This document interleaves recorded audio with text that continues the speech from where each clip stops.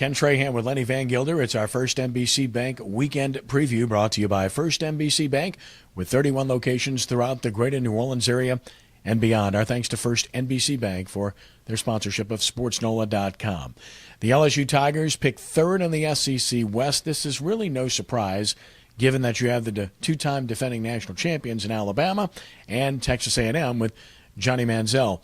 Still, it might be a little bit of culture shock for LSU fans who are used to seeing them first or second. Well, exactly. And in reality, this is practically a statistical tie for second. I think LSU and A&M were separated by less than 10 points in voting of hundreds of media. So you could virtually throw a blanket over the two of them for second place, though Alabama a clear favorite in the division, as they should be. Yeah, LSU's got a lot to replace this year. They're still a very talented team and worthy of being up in the discussion there in the top 2 or 3 in the SEC West. But, you still got to beat Alabama. And unfortunately, LSU has to go to Tuscaloosa this year if they're going to do it.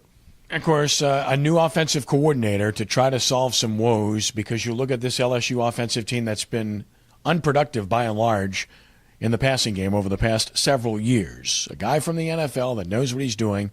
He's going to have to. You have no LSU offensive players on the first-team All-SEC squad. Or the second team, for that matter. The only offensive player that really shows up in any position of consequence is Odell Beckham Jr., and that's as an all-purpose return guy where he actually got picked twice to the All-SEC team. But the key is this. Whatever you could bring Sean Payton to Baton Rouge to be Les Miles' offensive coordinator, Les Miles has to give him the keys to the car and let him drive the car. And we've seen it time and time again. We've seen some talented offensive minds come into Baton Rouge and be hamstrung by what Les Miles wants to do. And he's a Michigan guy and, comes from that Bo Schembechler school. But at the end of the day, you've got to use your talent to the best of their ability. So let's see what happens in Cam Cameron's first year. A long way to go on that. Speaking of college football programs in Louisiana, you had Sunbelt Media Days earlier this week, extensive coverage at SportsNola.com, and the two Louisiana schools at the top of the heap with ULM, ULM. Take your picking order. Bottom line is, it's really good news for Louisiana, and both of these institutions have solid football programs, solid coaches, solid quarterbacks. Yeah, both quarterbacks. They're the two quarterbacks from Louisiana that end up on the Davey O'Brien watch list. Not Zach Mettenberger. Nick Montana, of course, a first-year starter at Tulane. But, the two guys there, Colton Browning, I've seen Colton Browning a number of times. He's a very talented player. Terrence Broadway at Lafayette, another outstanding player. Both of those guys on the list. And as Dan McDonald alluded to earlier this week when we were reporting directly from the Dome at Sunbelt Media Days, it could very well come down to that meeting the Saturday after Thanksgiving between Monroe and Lafayette to decide the Sun Belt title and perhaps who comes to the New Orleans Bowl at the end of December. The Battle of Louisiana, right? University of Louisiana. Stay tuned. The Zephyrs back from the AAA All-Star break, open a 4-game series against Nashville Thursday night, play throughout the weekend. Right at 500 at 49-49, 7 games out of first, and still in this thing heading into the second half.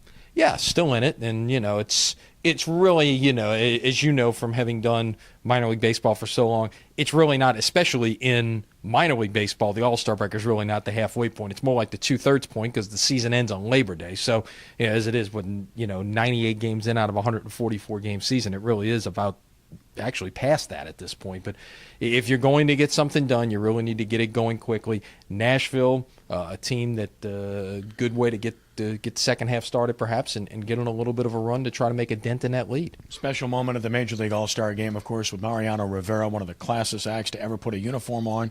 Unquestionably the best relief pitcher in the history of Major League Baseball. That was first class. What was Bush League again is the fact that the American League will have home field advantage in the World Series, which is absolutely absurd. It shouldn't be about that. I actually thought you were going to talk about Tim McCarver quoting lyrics to Metallica. I didn't know, but no, that was hey, the game definitely had its moments. Perhaps some of the things got overdone. I mean, did we really need to see Neil Diamond out there singing? It was kind of an interesting segue from Sweet Caroline to Enter Sandman, but hey, it was what it was. What was interesting to me was everyone stayed off the field to let Rivera enter, and then all of the congratulations that he got after. Clearly, it's the great thing about baseball, and I know it's one of your favorite sports. It's my favorite sport. The traditions that you see in the respect of the game that you don't see in other sports like you see in baseball. American Legion Southeast Regional concluding, and you can follow coverage at sportsnola.com of it. Of course, recruiting news galore, both on the LSU and Tulane fronts and beyond. Donovan Isom committing to Utah and Trahan as well. And then the New Orleans Voodoo wrap up their home slate for the regular season Saturday evening against Jacksonville, the division champion in the South Division, but they're playing for home field advantage, and the Voodoo still playing for a playoff berth. A game out with 2 to go. Bottom line is, Lenny, if they win this game, they're playing for a playoff berth in Week 18, so they've got to win this game. That's what you play for the whole year, right? The chance to be able to win and advance to the playoffs in the final week of the season. So that's what it's all about, and you've got that chance to do it. Of course, don't forget the earlier kickoff time that was listed on schedules, 5 o'clock, not 7 o'clock. The post-game concert. Hope you can attend both of those events. The last chance to see the Voodoo this year. 2 for the price of 1 for Ever Jones. Des Duron performing immediately following the game in the Mercedes-Benz Superdome. And it's going to be a great weekend, so get out and check out some great sporting events. Lenny, is always a pleasure. Yeah, hey, it's football season now, right? So what better way to get into football season than with some football? And that's our First NBC Bank weekend preview, brought to you by First NBC Bank, with 31 locations throughout the greater New Orleans area and beyond. That's First NBC Bank, proud sponsor of SportsNola.com. For Lenny, I'm Kenny. Have a great weekend, and God bless.